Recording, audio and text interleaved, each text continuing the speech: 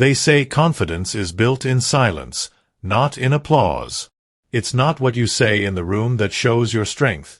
It's how still you can sit in a storm and not flinch. And that is the art the Stoics mastered thousands of years ago. Confidence, to the Stoics, was not loud. It did not brag. It did not seek validation. It was something deeper. Something anchored so firmly within, it could not be moved. Not by praise, not by insult, not by defeat, not even by victory. Marcus Aurelius ruled the most powerful empire in the world, but he still wrote to himself, not to boast, but to remember, you have power over your mind, not outside events. Realize this, and you will find strength. That is confidence.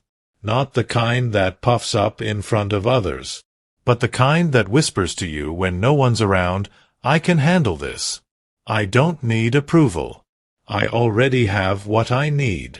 The modern world has confused noise for power. We scroll endlessly, watching others show off curated lives, followers, wealth, bodies, brands. But the Stoics would have laughed at all this. Because real strength never came from what you owned, but from what you could let go of and still feel complete. Epictetus, born a slave, crippled in body, yet unconquerable in spirit, once said, "It's not things themselves that disturb us, but our opinions about them." That's the key. The opinion you hold about yourself. Not the world's. Yours. The world will fluctuate. Your self-perception should not. Imagine standing in front of a crowd, and instead of thinking, what do they think of me? You ask, what do I think of myself? That shift, that's the Stoic pivot.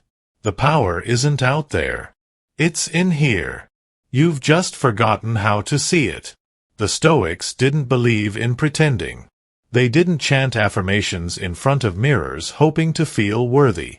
They confronted themselves brutally. They asked the hard questions. Why do I fear this? Why do I seek this? They dissected their own desires until there was nothing left but clarity. Seneca wrote to a friend, "If you live in harmony with nature, you will never be poor. If you live according to what others think, you will never be rich." That is to say, confidence comes not when you have everything, but when you need nothing. Now picture this. A man walks into a room full of people who are louder, richer, more connected, more celebrated. But he is not intimidated. Why? Because he's not comparing. His compass is internal. He doesn't measure his worth by someone else's yardstick.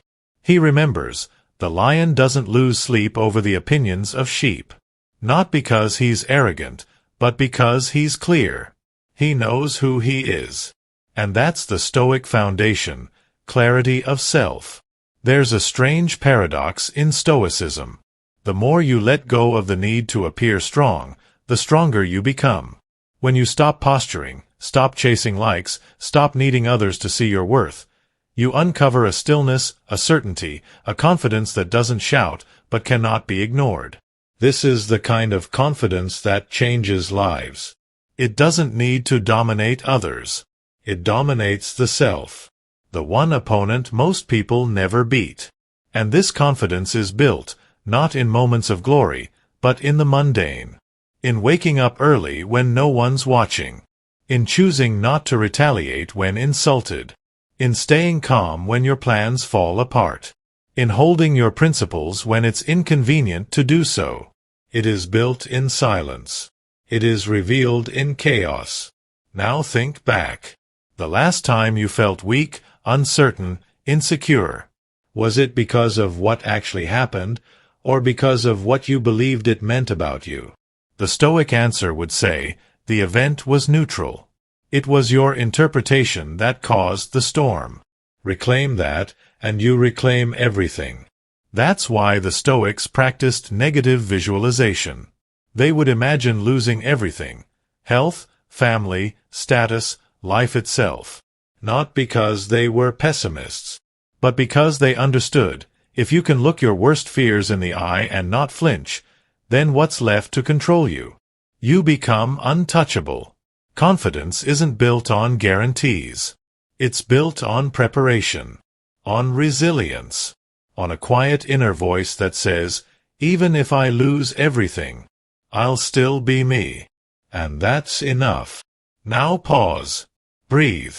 Ask yourself, not who do you want to impress, but what kind of person do you want to be when no one is clapping? When there are no trophies, no recognition, no spotlight. If you can answer that, you've already taken the first step. Because the Stoic doesn't just seek power over others. He seeks power over himself. And when you master that, when your mind becomes your ally instead of your enemy, you'll find a confidence this world can neither give nor take away. And that is where your true power begins. So what does this power look like in daily life? It's not flashy. It doesn't arrive with trumpets or grand gestures. It reveals itself in the subtle moments, when you decide to speak less and observe more. When you walk into discomfort willingly. When you say no, even when it would be easier to say yes and please everyone. A Stoic doesn't seek comfort. He seeks clarity. Because confidence isn't born in comfort, it's carved in adversity. Every time life challenges you, it's presenting a doorway. Walk through it with awareness, and you grow.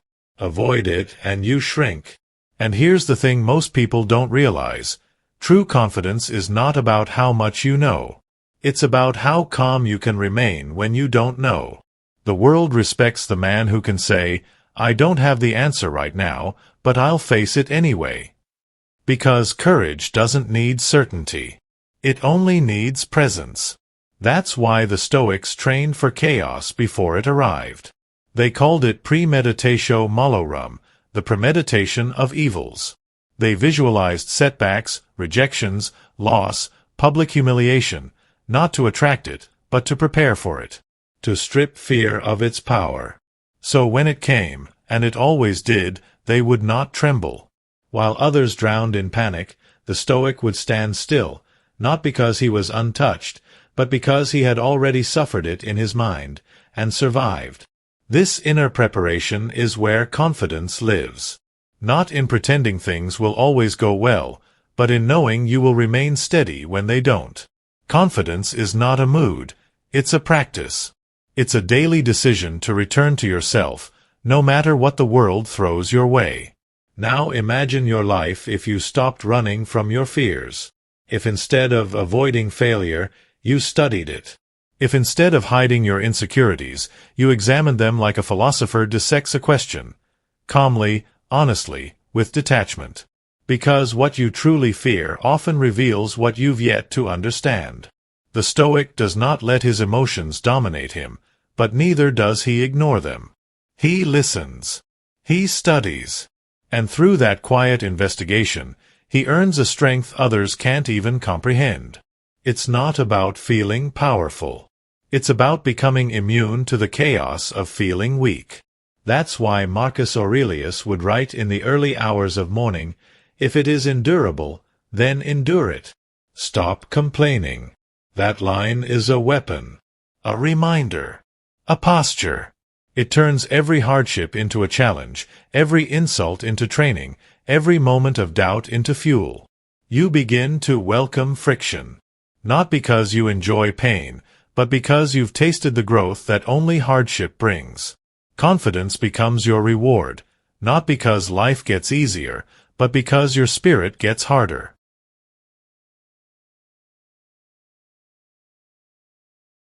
You begin to welcome friction. Not because you enjoy pain, but because you've tasted the growth that only hardship brings. Confidence becomes your reward, not because life gets easier, but because your spirit gets harder. Now listen closely. The man who commands a room isn't always the loudest.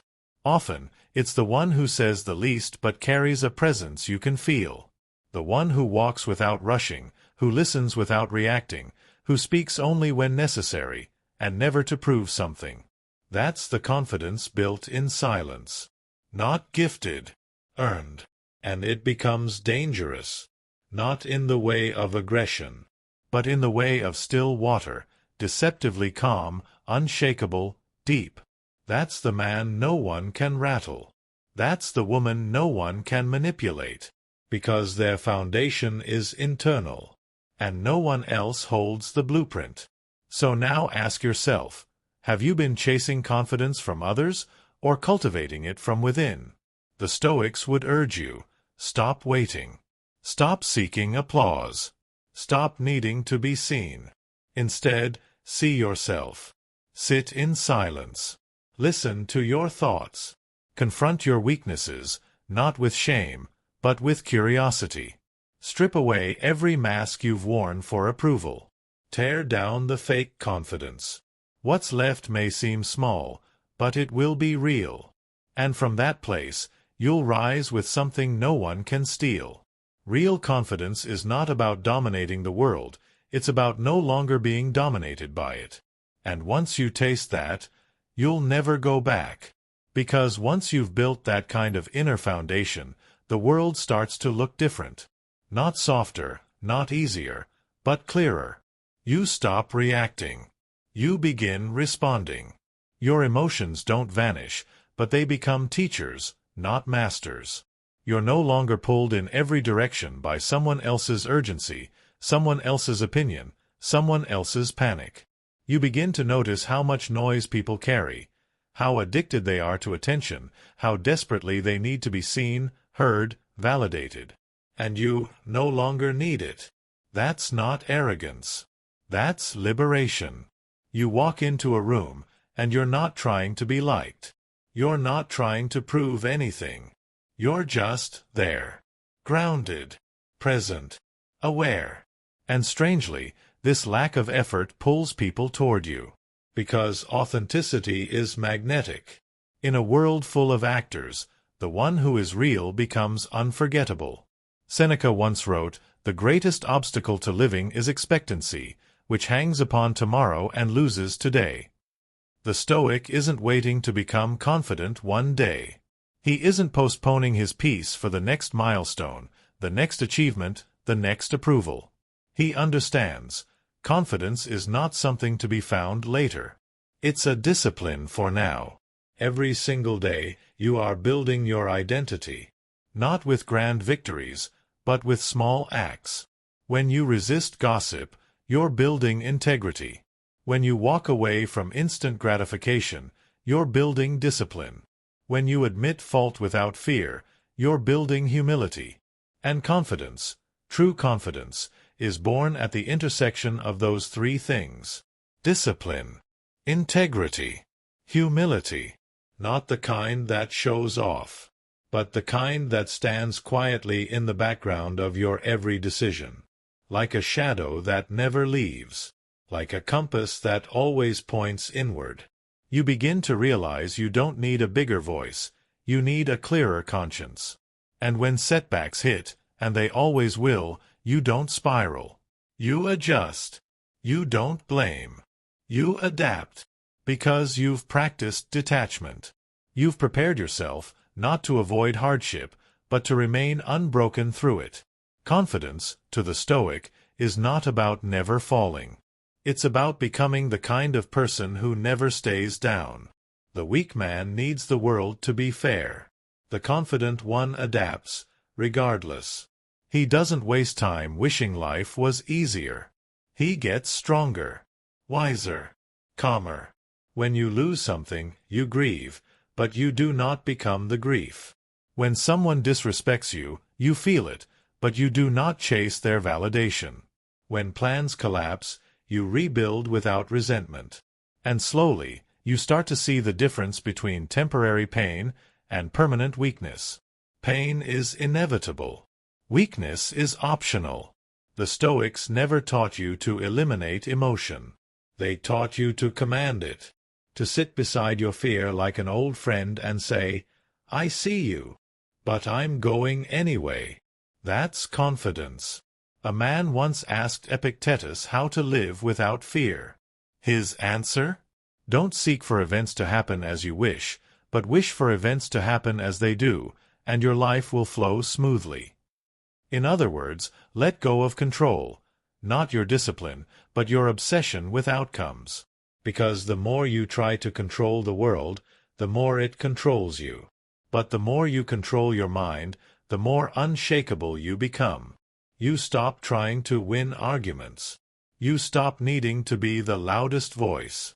You start living on your own terms, and that's when the noise begins to fade.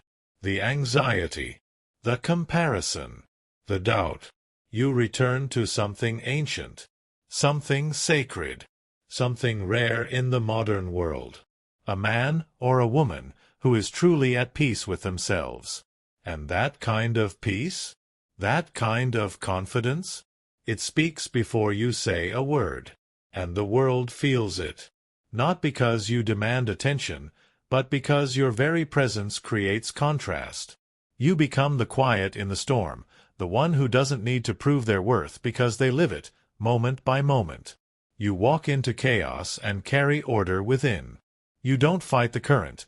You flow with it, because your identity isn't anchored to outcomes but to your principles.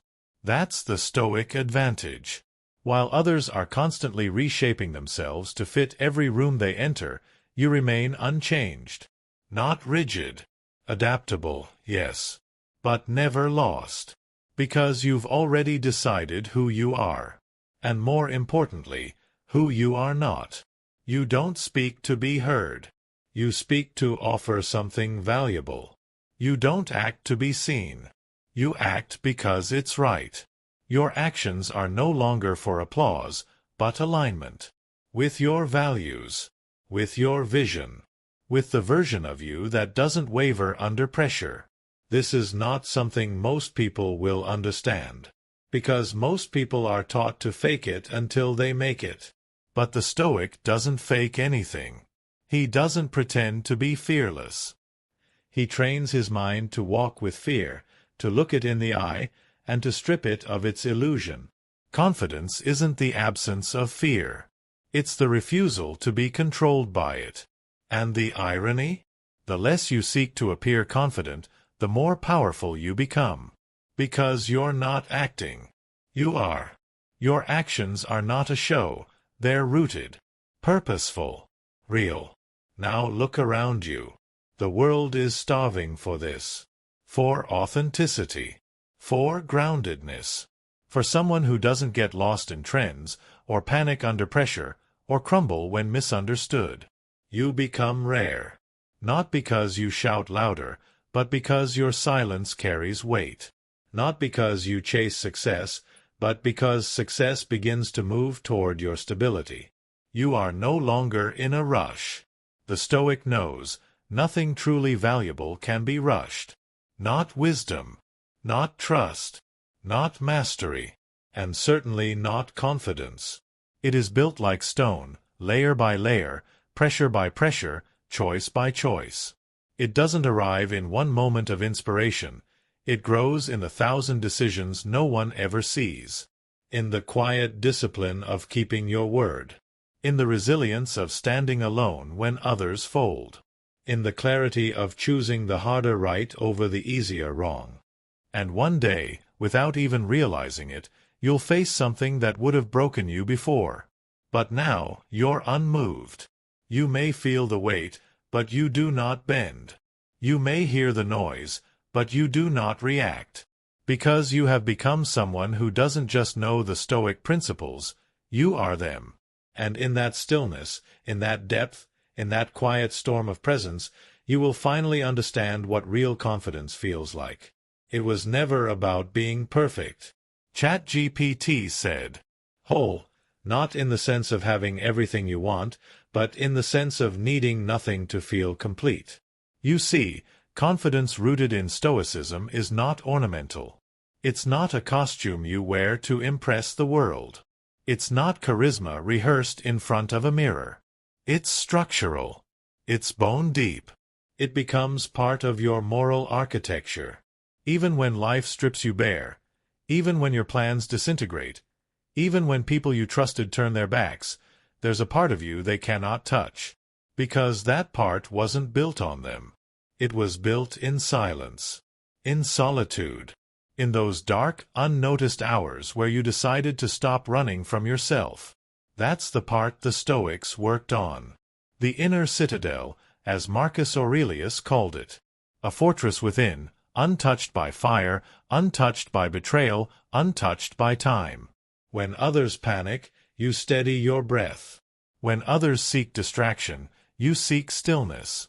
When others abandon their values to fit in, you return to yours like a compass returns to true north. And it's in those moments the world starts to notice, not because you ask for their gaze, but because your calm becomes contagious. Your restraint becomes admirable. Your presence becomes necessary. It's ironic, isn't it? That by detaching from the need to be powerful, you become powerful. That by releasing the desire to be seen, you become impossible to ignore. But there is no shortcut here. No motivational quote, no morning routine, no viral hack can replace the slow, brutal, beautiful process of self-mastery. You must earn it. Through struggle. Through repetition. Through daily choices no one praises. It's what you do when the cameras are off. When no one's watching. When it's just you and the mirror. That's where your future confidence is built.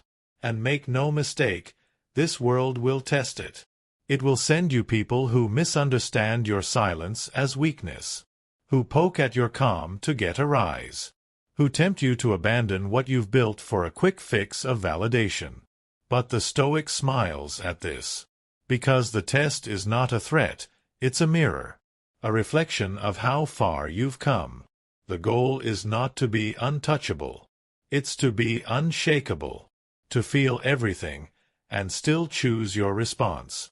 To be hurt, and still choose not to hurt back. To be doubted, and still hold firm to your truth. That's what separates those who pretend to be strong from those who are. You begin to understand that control doesn't come from dominating others. It comes from not needing to. That real influence isn't how many obey you, but how many are changed simply by being around your steadiness.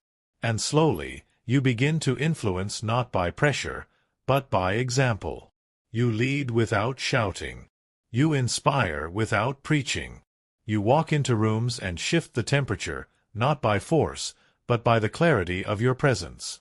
This is the Stoics' version of confidence. Not the kind that needs to be declared, but the kind that is undeniable. And once you begin to taste this life, this way of walking through the world with quiet certainty, with emotional clarity, with philosophical armor, there is no going back to the shallow performance of fake strength. ChatGPT said, and because you no longer chase the moments that once made you feel temporarily powerful.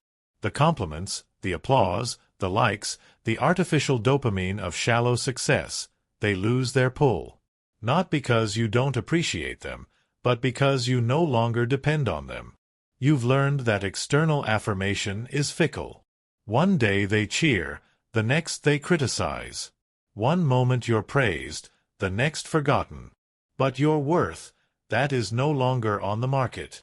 It's no longer negotiated. Your validation has gone private. That's what the Stoics understood better than most. That power begins the moment you stop asking the world who you are. Because once you stop asking, you start answering. Not with words, but with how you live. You begin to carry yourself like someone who doesn't flinch when misunderstood. You no longer rush to explain yourself to those committed to misunderstanding you. You no longer beg to be seen by eyes too clouded to perceive value. You simply move forward, aligned. This kind of inner strength becomes your identity. Not a mask. Not a phase. Not a mood. It's who you are now. And the world, at first, won't know what to do with you. They'll test you. They'll question your stillness. They'll try to provoke your reaction, because your silence threatens their noise. But in time, they'll respect it. And more than that, they'll crave it. Because deep down, every soul is looking for someone who is not swayed by the winds of emotion, ego, or opinion. You become that person. Not by force. Not by obsession. But by consistent return, to reason, to principle, to presence. You stop over-explaining. You stop chasing arguments you've already outgrown. You stop giving energy to battles beneath your values. Your clarity becomes your armor, and your restraint becomes your sword. That's why a Stoic doesn't need revenge, doesn't need to gossip, doesn't need to show off, because the greatest show of power is self-restraint. And with time, you notice something else. You no longer fear solitude. You welcome it, because solitude is no longer emptiness to you. It's sacred. It's where you recharge. It's where you recalibrate. It's where your real confidence is sharpened, not by noise, but by silence. While others need constant feedback, constant updates, constant distractions, you grow stronger by simply being. Just being. Just breathing.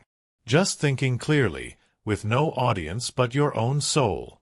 And that is a level of confidence most people will never know. Not because they can't reach it, but because they're too busy running from themselves. You've chosen the opposite path. The harder one. The quieter one. The one lined not with applause, but with truth. And in that truth, you've discovered something unshakable. That no amount of wealth, fame, charm, or performance can match the quiet strength of a man or woman who has mastered themselves. And that mastery, it never ends. It deepens. Every day you refine it. Every moment you recommit. Not because you need to be perfect, but because you've realized this path is not about achievement. It's about alignment. With what you believe. With what you stand for. With the person you said you would become. And as long as you keep walking that path, no matter how long the road or how steep the climb, you are already living from a place of real power. Because now, you don't just look confident. It was about being whole.